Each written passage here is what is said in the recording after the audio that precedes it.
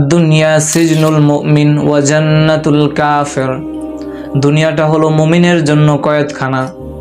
মূলত কয়েদখানার বৈশিষ্ট্য তিনি এখানে টেনেছেন। এজন্য প্রকৃত কয়েদখানায় নিজের ইচ্ছায় কিছু করা যায় না, নিজের ইচ্ছায় কিছু খাওয়া যায় না, যা ইচ্ছা করে তা করা যায় না। প্রকৃত কয়েদখানার বৈশিষ্ট্য হচ্ছে এরূপ। তো মুমিন ব্যক্তি দুনিয়াতে যা ইচ্ছা তা করতে পারবে না, যা ইচ্ছা তা খাইতে পারবে না। যেখানে আল্লাহ বাধা দিয়েছেন, নিষেধ করেছেন, হারাম করেছেন, সেগুলোকে সে পরিহার করবে। এটা তার কাছে কারাগারের মতো।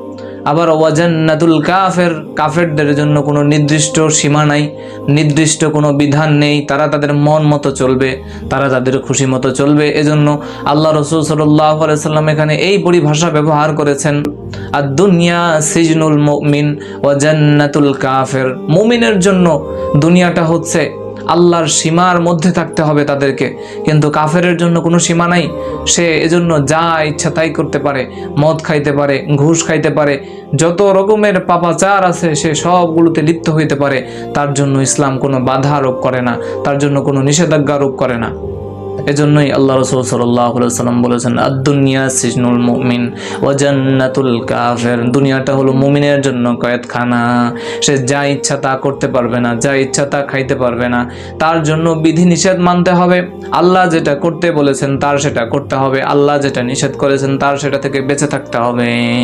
এই যে সে মন মতো কিছু করতে পারে না, কয়েদখানার বৈশিষ্ট্য এখানে আসছে যে কয়েদখানাও যেরকম কয়েদিরা যা ইচ্ছা তা করতে পারে না, যা ইচ্ছা তা খাইতে পারে না, প্রকৃত কয়েদির বৈশিষ্ট্য, প্রকৃত কয়েদখানার বৈশিষ্ট্য হচ্ছে এরূপ যে সেখানে ব্যক্তির মন মতো, ব্যক্তির ইচ্ছাধীন সেখানে সে চলতে পারে না। ঠিক সেরকম দুনিয়াতে মুমিনদের জন্য তারা তাদের ইচ্ছা মতো চলতে পারবে না। আল্লাহ তাআলা যেভাবে চলতে বলেছেন, আল্লাহ তাআলা যেভাবে পদ্ধতি শিখাইছেন সেভাবে তাকেই চলতে হবে। এজন্যই আল্লাহ রাসূল সাল্লাল্লাহু আলাইহি সাল্লাম এই দুনিয়াকে মুমিনদের জন্য কয়েদখানার সাথে তুলনা